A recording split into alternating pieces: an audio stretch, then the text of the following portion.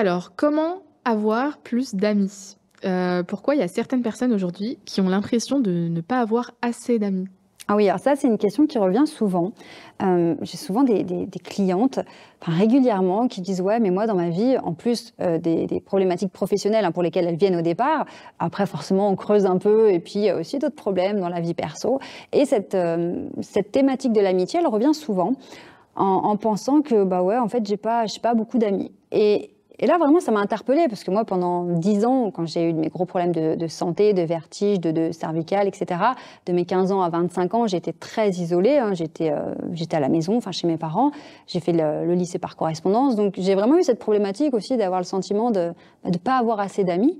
Et, et j'ai fait le lien avec le niveau d'estime de soi, ce sentiment de ne pas supporter la solitude, d'avoir besoin d'avoir du monde, d'avoir le sentiment qu'on est aimé, qu'on est réclamé, qu'on a invité, et finalement avoir le sentiment d'avoir de la valeur à travers le comportement des autres.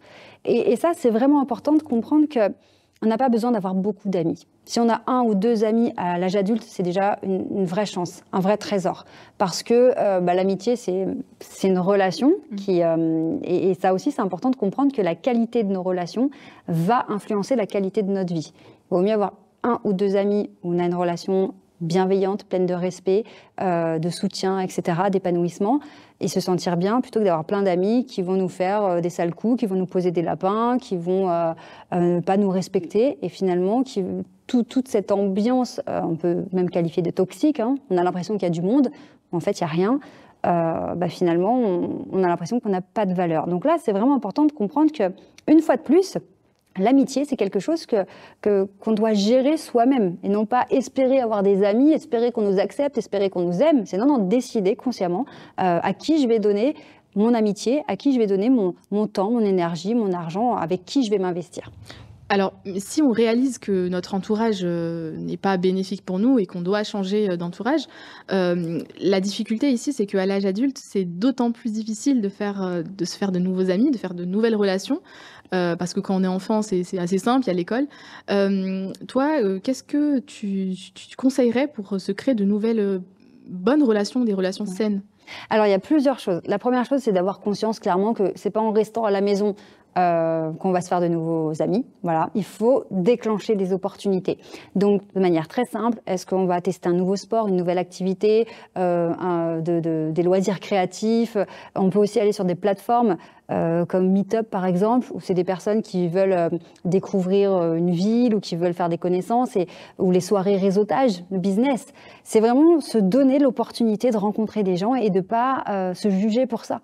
Je veux dire, quand on prend l'exemple de faire du réseautage, moi parfois mes clientes, j'ai des clientes entrepreneuses, elles me disent: oui, mais je suis gênée de parler de mon business, de ce que je fais, je ne veux pas les embêter. Non, mais on est là pour ça. Tout le monde est là pour ça. Alors après, il faut le faire de manière intelligente, avec nos techniques de communication, intelligence émotionnelle, etc. Mais ce que je veux dire par là, c'est que c'est important de se dire: ok, si je veux avoir de nouvelles relations, je dois déclencher ça. J'ai ma part de responsabilité, il faut que j'aille rencontrer de nouvelles personnes. Et dès qu'on rencontre de nouvelles personnes, il se passe forcément de nouvelles choses. Et puis, autre chose aussi, à laquelle on ne pense pas toujours, c'est de reconsidérer les personnes qu'on a autour de soi. Parce qu'on parle souvent des personnes toxiques avec lesquelles on doit prendre nos distances, etc. C'est encore un autre sujet. Mais il y a aussi parfois des amitiés qu'on a sous-estimées. Des personnes avec qui on n'a pas tellement investi, on ne s'est pas vraiment intéressé à cette personne, soit parce qu'on pensait que la personne ne voulait pas, ou on s'est dit non, mais de toute façon, elle ne m'écrit pas assez souvent, elle ne s'intéresse pas à moi, donc moi non plus. Et c'est vraiment dommage. Et en prenant confiance en soi, parfois, on réalise qu'on a des personnes qui ont toujours été là, autour de nous, qu'on avait peut-être sous-estimées ou qu'on avait interprété leur comportement comme quelque chose de l'ordre du mépris, alors que pas du tout. C'est juste une personne qui est peut-être timide ou qui avait des difficultés. Et parfois, le fait d'investir plus dans notre entourage, on réalise qu'il y avait vraiment des pépites et des trésors autour de nous. Et là, ça crée aussi de nouvelles amitiés. Donc, tu parlais de se faire de nouvelles fréquentations, donc de faire de nouvelles relations, des rencontres. La difficulté ici, c'est qu'une fois qu'on a fait des rencontres, comment on peut donner envie à ces personnes-là de nous fréquenter? Comment on peut donner envie à ces personnes de passer du temps avec nous, sans que ça paraisse bizarre, forcé, qu'on mendie de l'amitié, en fait? Alors oui, dans tous les cas, en fait, que ce soit en amitié, en amour, même quand on est dans la vente, hein, se vendre soi-même ou si on a quelque chose à vendre, du moment qu'on est dans une posture, ce qu'on appelle needy, en anglais, on est en posture de demande, de besoin, c'est repoussant. Pourquoi? Parce en grattant l'amitié, on met une certaine pression sur l'autre. C'est comme la dépendance affective. Si je me dis que je suis pas assez sans cette amitié, sans cette personne, finalement, je m'enlève de la valeur. Et donc, ça enlève de la valeur aussi aux yeux de l'autre. Et donc, si on est là en mode j'ai besoin de toi, j'ai besoin de notre amitié, etc., on met l'autre sous pression. Donc c'est important de comprendre qu'on est attiré spontanément par les personnes qui semblent heureuses, qui semblent être bien avec elles-mêmes, parce que déjà ça nous donne envie, c'est inspirant.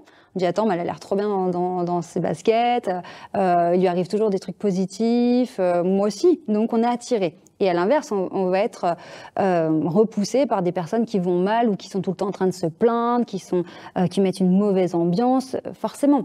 On a le côté survie, on dit on n'est pas fou, on va pas aller se frotter à quelqu'un qui émotionnellement est tout le temps pas bien, et qui nous met mal à l'aise ou qui nous énerve. Ça, c'est déjà naturel.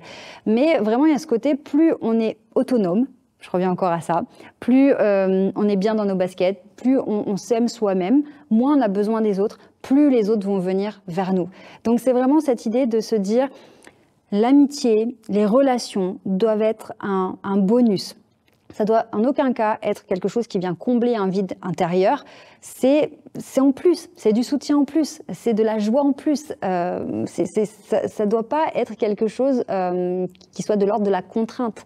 Forcément, si on est amis, on s'investit pour l'autre, on va rendre des services, on va être là quand c'est difficile. Mais de manière générale, c'est quelque chose en plus. On se sent bien soi-même et la relation, c'est en plus. Et à ce moment-là, la personne sent que c'est pour kiffer en plus. C'est pas pour être un poids dans ta vie. Et plus tu es bien avec toi-même, plus les gens sont attirés. Donc il est jamais trop tard pour se faire de nouveaux amis, et un ami, c'est déjà beaucoup. Oui, et d'ailleurs, j'ajouterais quelque chose qui m'a vraiment... Enfin, ça a été très surprenant. Je m'y attendais pas. Quand j'ai créé la Star Academy, on a l'espace de formation avec tous les outils. On a les visios chaque semaine où les membres peuvent se connecter si elles peuvent, si elles sont dispo ou pas. Alors là, oui, au passage, moi, il y a zéro pression en visio. Hein. Parfois, j'ai des femmes qui n'ont pas la caméra, pas le micro, parce qu'il y a les enfants, parce qu'elles ne peuvent pas. Mais celles qui ont envie de participer, bah voilà, on s'éclate.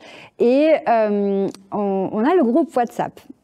Et donc, pour moi, au départ, le groupe WhatsApp, c'était vraiment soutien psychologique au quotidien. Dès qu'il y a une question, besoin d'un conseil, je suis là, les membres du groupe sont là.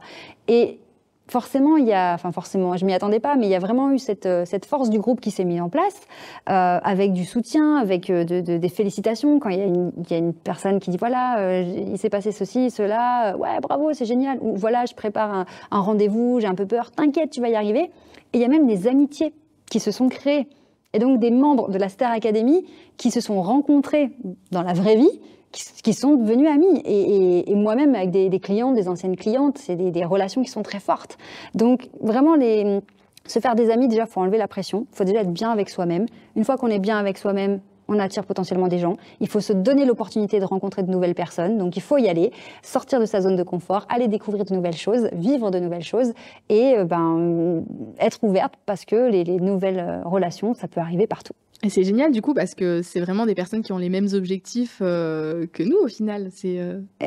Exactement. Et puis je pense qu'il n'y a pas de hasard finalement. Moi je vois au sein de l'académie, c'est des profils qui sont similaires, même si on a des professions qui sont différentes. On a des salariés, des entrepreneuses, des femmes en reconversion. C'est la même envie de se détacher du syndrome de l'imposteur, d'arrêter de se brider, de prendre sa place, de s'affirmer sainement, de se sentir bien, de pouvoir partager les belles valeurs d'amour, de bienveillance. Et forcément, quand tu mets des personnes comme ça dans le même groupe, ça peut faire que du positif. Génial.